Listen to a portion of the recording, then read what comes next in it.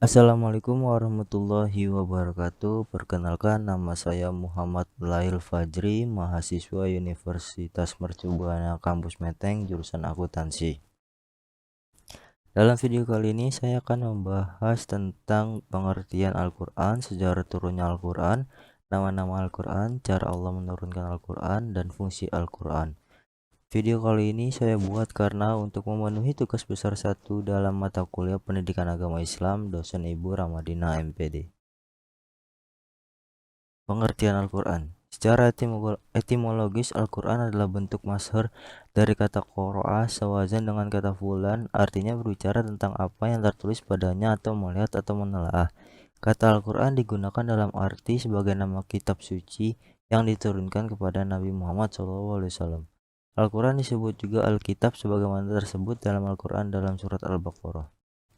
Al-Quran merupakan istilah dari bahasa Arab yang memiliki arti bacaan. Al-Quran diturunkan oleh Allah melalui malaikat Jibril. Al-Quran diturunkan secara berangsur-angsur di kota besar Mekah dan Madinah sejak tahun 610 Masehi sampai kematian Nabi Muhammad tiba, yaitu pada tahun 632 Masehi. Istilah Al-Quran berasal dari kata kerja qara'a yang artinya membaca. Istilah Al-Quran juga tertulis di dalam Al-Quran itu sendiri. Bahkan istilah Al-Quran muncul sebanyak 70 kali. Isi atau tubuh dari Al-Quran disusun dalam bentuk bahasa Arab klasik. Hal ini juga diyakini merupakan transkrip literal dari Allah Subhanahu wa taala yang kemurnian atau keasliannya sangat terjaga. Kata Al-Quran yang muncul dalam bentuk yang berbeda dengan berbagai arti. Banyak ahli yang mengatakan bahwa istilah Al-Quran merupakan padanan dalam bahasa Syria yang artinya adalah membaca, kitab suci atau pelajaran. Terlepas dari itu, kata Al-Quran menjadi istilah dalam bahasa Arab. Sejarah turunnya Al-Quran.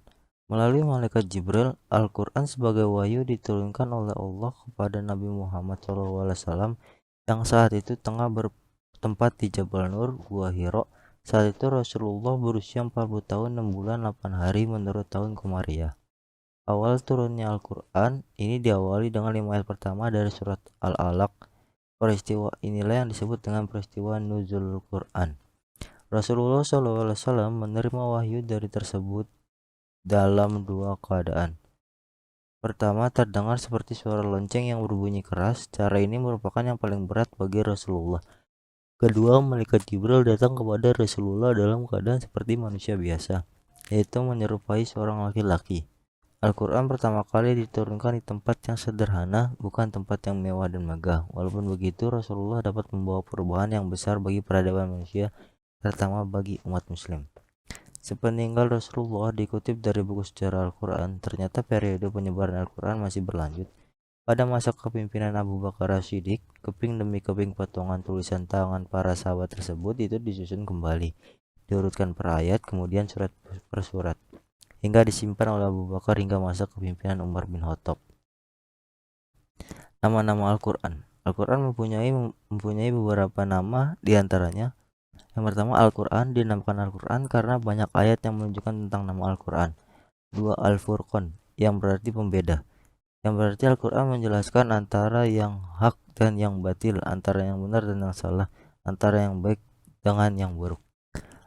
Yang ketiga, At-Tanzil, dinamakan At-Tanzil karena mempunyai makna benar-benar turun, serta banyaknya firman Allah yang menyebutkan At-Tanzil seperti dalam surat Asy-Syura ayat 192 sampai 193. Yang keempat adalah Az-Zikir, disebut Az-Zikir yang berarti peringatan. Menurut Al-Zarkashi, karena Al-Quran mengandung peringatan-peringatan, nasihat-nasihat, serta informasi mengenai umat yang telah lalu yang tentu saja sebagai peringatan dan nasihat juga bagi orang bertakwa. Al-Quran menunjukkan di dalam surat Al-Hijr ayat 5.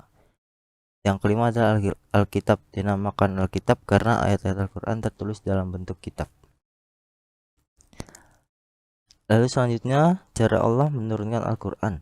Menurut Syekh Syafi'ur Rahman Al-Mubarakfuri dalam bukunya Sirah Nabawiyah tahun 2012 Pustaka Al-Kausar, mengutip Ibnu Qayyim, dijelaskan bahwa ada 7 cara Allah SWT menyampaikan wahyu kepada Nabi Muhammad SAW, yaitu sebagai berikut. Yang pertama, mimpi yang hakiki atau benar. Mimpi ini termasuk salah satu permulaan media menyampaikan wahyu yang turun kepada Nabi Muhammad SAW. Yang kedua, melalui bisikan dalam jiwa dan hati Nabi tanpa dilihatnya. Yang ketiga, malaikat muncul di hadapan Nabi Muhammad SAW. Malaikat lalu menyerupai seorang laki-laki menemui secara langsung kepada Nabi, lalu ia berbicara kepada Nabi hingga bisa menangkap secara langsung apa yang dibicarakan.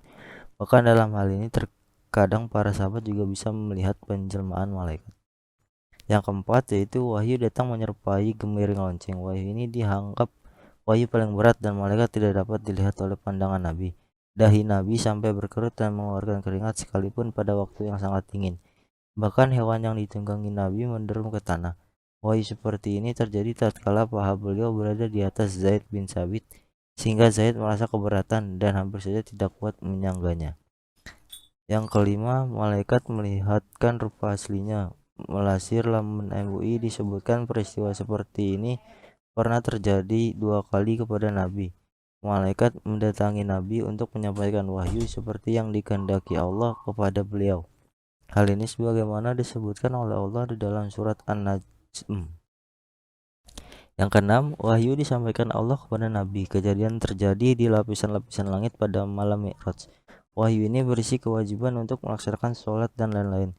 Ketujuh, Allah berfirman langsung kepada Nabi tanpa perantara. Dalam hal ini sebagaimana Allah telah berfirman dengan Musa bin Imran. Wahyu semacam ini berlaku bagi Musa berdasarkan nas Al-Quran. Sedangkan Nabi Muhammad terjadi dalam hadis tentang Isra. Fungsi Al-Quran. Fungsi Al-Quran secara umum ialah untuk dibaca, dipahami, dan diamalkan sebagai petunjuk atau pedoman hidup manusia.